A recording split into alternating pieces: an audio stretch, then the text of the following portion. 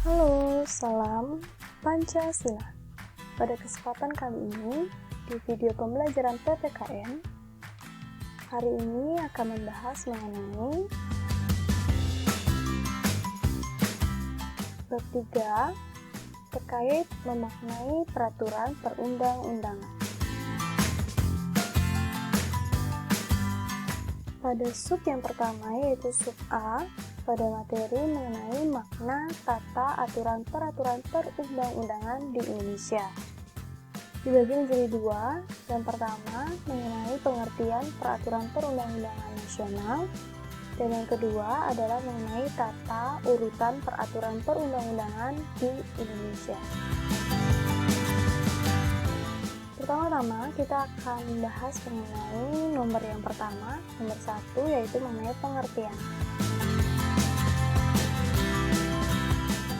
Pengertian peraturan perundang-undangan nasional. Negara Indonesia adalah negara hukum. Sering kali hal ini sudah dijelaskan pada video pembelajaran sebelum-sebelumnya. Dan Indonesia adalah negara hukum ini diperkuat juga dalam pasal 1 ayat 3 Undang-Undang Dasar Negara Republik Indonesia tahun 1945 yang menyatakan bahwa negara Indonesia adalah negara hukum.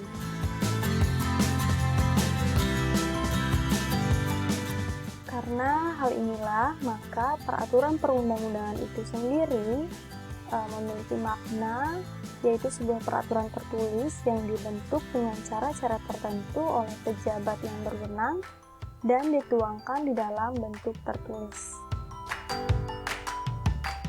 Hal ini juga diperkuat oleh Undang-Undang Nomor 12 Tahun 2011 yang mana pengertiannya adalah peraturan tertulis yang memuat norma hukum yang mengikat secara umum dan dibentuk atau ditetapkan oleh lembaga negara atau pejabat yang berwenang melalui prosedur yang ditetapkan dalam peraturan perundang-undangan.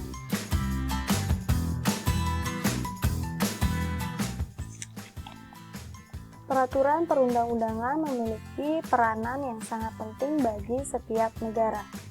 Yang pertama adalah sebagai norma hukum bagi warga negara, yang mana karena isi dari peraturan tersebut membatasi tingkah laku manusia sebagai warga negara.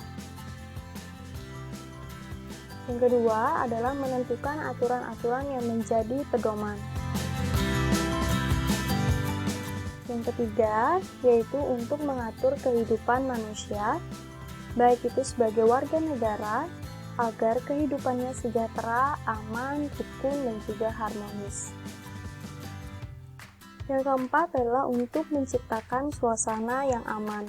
Selain aman, suasana yang ingin diciptakan adalah tertib, tentram, dan kehidupan yang harmonis. Yang kelima adalah untuk memberikan rasa keadilan dan kepastian hukum bagi warga negara. Dan yang keenam adalah untuk memberikan perlindungan atas hak asasi manusia. Kemudian, pembahasan yang kedua yaitu mengenai tata urutan peraturan perundang-undangan di Indonesia. Peraturan perundang-undangan yang berlaku biasanya memiliki hierarki atau tingkatan tersendiri. Di dalam sebuah kajian hukum, tata urutan peraturan perundang-undangan disusun dalam sistem hierarki dengan kaidah yang berjenjang, yaitu ada peraturan undang-undangan yang paling atas, kemudian disusul yang di bawahnya, kemudian disusul lagi dengan peraturan undang-undangan lainnya. Di mana norma hukum yang paling rendah harus berpegangan pada norma hukum yang lebih tinggi. Jenis dan hierarki peraturan perundang-undangan di Indonesia sesuai pada pasal 7 Undang-Undang Nomor 12 Tahun 2011 tentang pembentukan peraturan perundang-undangan terdiri atas: yang pertama ada Undang-Undang Dasar Negara Republik Indonesia tahun 1945, kemudian ada Ketetapan Majelis Permusyawaratan Rakyat, ada Undang-Undang, atau peraturan pemerintah pengganti undang-undang, kemudian peraturan pemerintah, peraturan presiden, peraturan daerah pada tingkat provinsi, dan peraturan daerah pada tingkat kabupaten atau kota.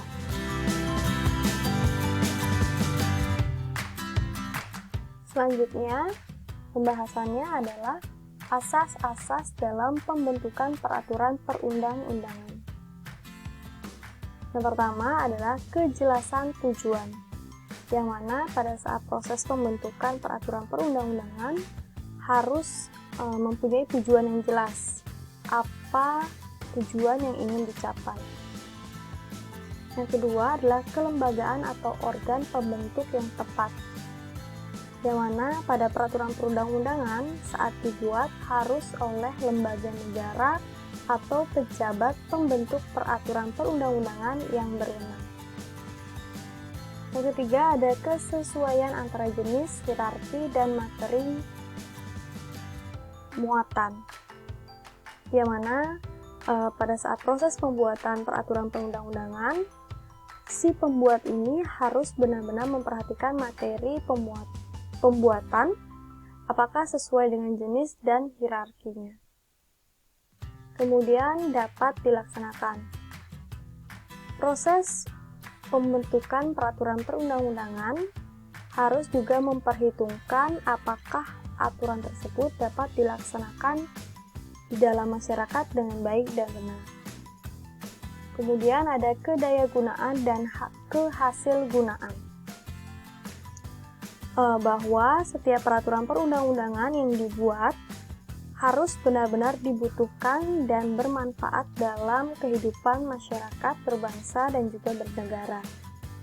Kemudian ada kejelasan rumusan, di mana setiap pembentukan peraturan perundang-undangan harus juga memenuhi persyaratan-persyaratan teknis di dalam penyusunan. Kemudian ada keterbukaan. Selama proses pembentukan peraturan perundang-undangan, baik itu dari perencanaan, penyusunan, pembahasan, pengesahan atau penetapan, dan juga penggunaannya itu harus bersifat transparan dan juga terbuka.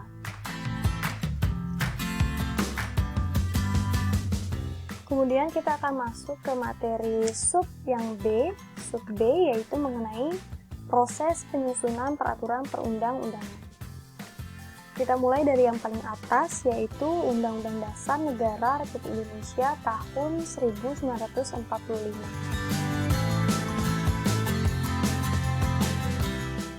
Undang-Undang Dasar Negara Republik Indonesia tahun 1945 ini merupakan hukum dasar dalam peraturan perundang-undangan lainnya.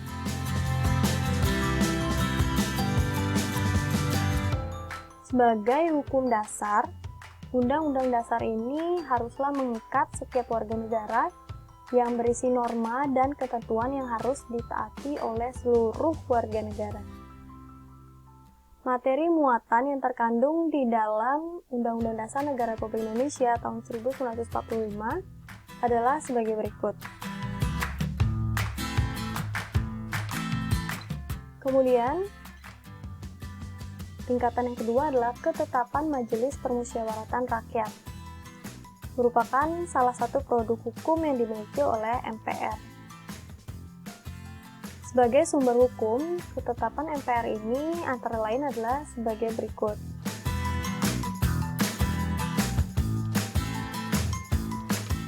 Dilanjutkan dengan undang-undang atau peraturan pemerintah pengganti undang-undang. Produk hukum ini adalah produk hukum yang dibentuk oleh DPR dengan persetujuan bersama dengan Presiden. Materi muatan yang harus diatur dengan undang-undang adalah berisikan sebagai berikut.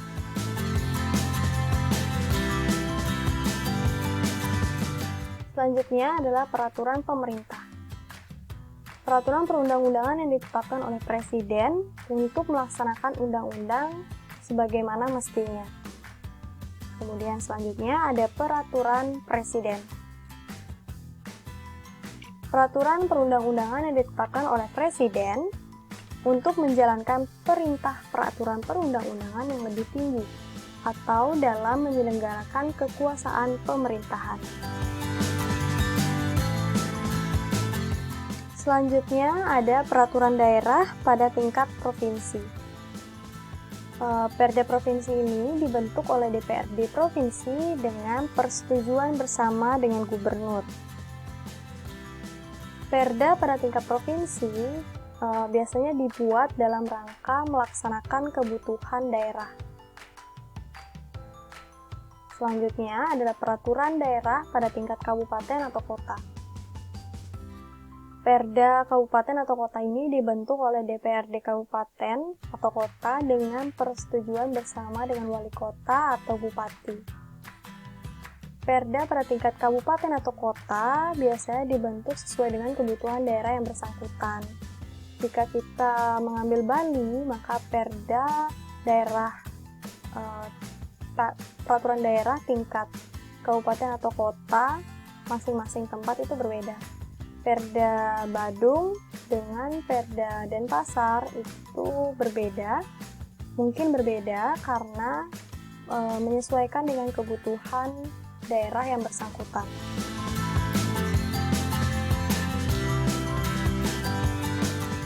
Sub bagian yang C adalah menampilkan sikap sesuai dengan peraturan perundang-undangan. Kepatuhan berarti sikap taat atau siap sedia melaksanakan aturan. Kesadaran hukum warga negara dapat diukur dari beberapa indikator berikut. Kita bagi.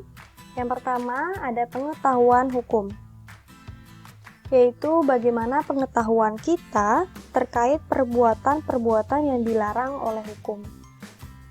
Kemudian yang kedua ada pemahaman kaidah-kaidah hukum, yang mana ditandai dengan penghayatan terhadap isi dari hukum yang berlaku. Yang ketiga adalah sikap terhadap norma-norma hukum, ditunjukkan dengan penilaian terhadap norma-norma hukum berupa nilai baik dan juga yang buruk terhadap kaidah-kaidah hukum. Dan yang terakhir adalah perilaku hukum. Biasanya ditunjukkan dengan perbuatan menaati aturan-aturan hukum yang berlaku di dalam kehidupan bermasyarakat. Contoh sikap patuh terhadap perundang-undangan adalah sebagai berikut. Yang pertama, melaksanakan setiap peraturan yang berlaku. Yang kedua, menjalankan tugas dan kewajiban sesuai dengan peraturan yang berlaku. Yang ketiga, mendukung setiap upaya untuk memperbaiki keadaan sesuai peraturan. Yang keempat, melaporkan kepada pihak yang berwenang jika ada suatu pelanggaran terhadap aturan. Yang kelima, mematuhi peraturan lalu lintas seperti berkendara di lajur yang benar, tidak menerobos lampu merah, dan memakai atribut keselamatan berkendara. Yang terakhir itu adalah contoh sikap apabila kita sedang berada di lalu lintas. Selain hal-hal yang sudah disebutkan tadi, ada sikap kita yang bisa kita lakukan baik itu di keluarga, sekolah, masyarakat maupun untuk negara. Sekian video pembelajaran daring PPKN pada hari ini. Sampai bertemu pada pembelajaran selanjutnya.